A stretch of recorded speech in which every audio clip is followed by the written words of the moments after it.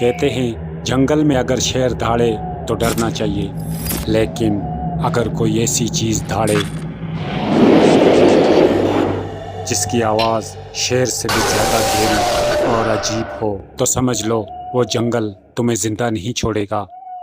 आज की कहानी भी एक ऐसे ही प्राचीन जंगल की है जिसमें मौत खुलेआम घूम रही थी, और जो भी इस जंगल में गया वो कभी वापस नहीं लौटा। ज्यादा देरी न करते हुए चलिए कहानी की ओर लौटते हैं।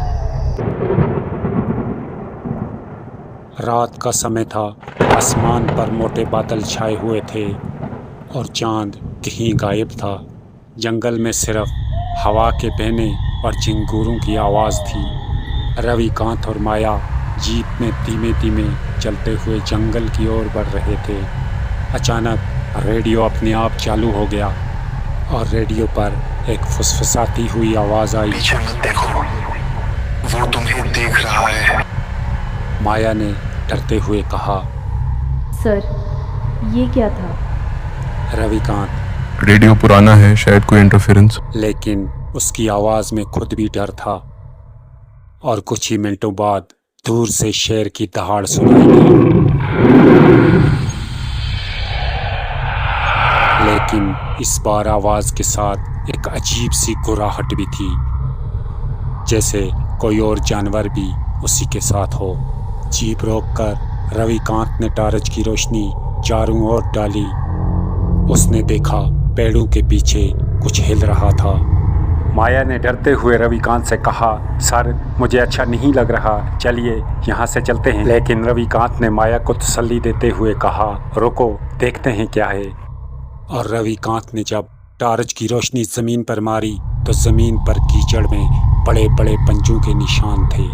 माया ने ज़ोर से चलाते हुए कहा, सर ये शेर के पंजों के निशान नहीं हो सकते। और रविकांत जब तक कुछ कह पाता, पास की झाड़ियों में ज़ोर से हलचल हुई। अचानक पीछे से शेर की दहाड़ इतने करीब से सुनाई दी कि दोनों के कान सुन हो गए। माया जोर से चिल्लाई, भागो! दोनों जीप की तरफ भागे, लेकिन जीप के पास ताज़ा खून के छींटे थे। गाड़ी के बोनट पर गहरे नाखूनों के निशान बने हुए थे, जैसे किसी ने लोहे पर भी पंजे मारे हों। माया ने जैसे ही दरवाज़ा खोलने की कोशिश की, ऊपर से कोई भारी चीज़ कूदकर बोनट पर आ गिरी। वो एक खतरनाक शेर था, लेकिन उसका शरीर अजीब तरह से बिगड़ा हुआ था। उसकी आंखें पीली नहीं बल्कि लाल थीं। रविकांत ने जब टॉर्च उसके ऊपर मारी और तभी पीछे से झाड़ियों में एक और परछाई हिलने लगी। झाड़ियों में से एक विशाल काया काला जीव बाहर निकला। उसकी गर्दन इंसान जैसी थी, लेकिन चेहरा जानवर जैसा और दांत चाकू जैसे लंबे। वो धीरे धीरे शेर की तरफ बढ़ा और अचानक दोनों ने मिलकर एक साथ दहाड़ मारी। आवाज़ इतनी तेज़ थी कि माया ने अपने कान बंद कर लिए।